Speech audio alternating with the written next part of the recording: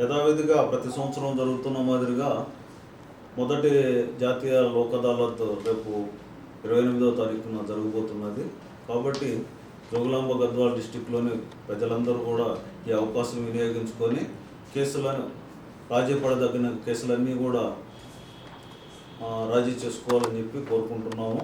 అదేవిధంగా మీడియేషన్ కానీ ఏ విధంగానైనా కూడా సెటిల్మెంట్ అన్ని విధాల మీడియేషన్ ద్వారా కానీ అలాగే లోక్ అదాలత్లో మామూలుగా కాంప్రమైజ్ అయ్యి కూడా అన్నీ చేసుకోవచ్చు కోరుకుంటున్నాము. అలాగే గతంలో కూడా చాలా కేసులు 32,854 కేసులు అంటే పెట్టి కేసెస్ కూడా కలిపి అలా జరిగింది. అలాగే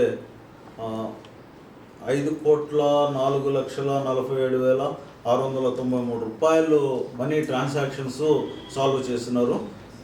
ఇంకా మ్యాట్రిమోనియల్ కేసెస్ మిగతా అన్నీ కూడా సెటిల్ అయినాయి. ఈ విధంగా కూడా చాలామంది మ్యాట్రిమోనియల్ కేసెస్లో ఫ్యామిలీకి సంబంధించిన మ్యాటర్స్ కూడా చాలా ఉన్నాయి. వాళ్ళందరూ కూడా ఈ అవకాశాన్ని వినియోగించుకొని వాళ్ళ సమస్యలను త్వరగా సెటిల్ చేసుకోవాలని కోరుకుంటున్నాము.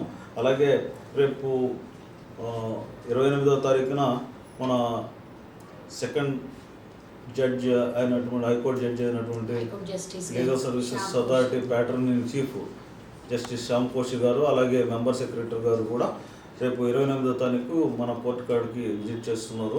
లోక్ అదాలత్ను పరిశీలి కూడా చేస్తారు. కాబట్టి ప్రతి ఒక్కరూ వినియోగించుకోవాలని చెప్పి ఈ అవకాశాన్ని సద్వినియోగపరచుకోవాలని చెప్పి కోరుకుంటున్నాను.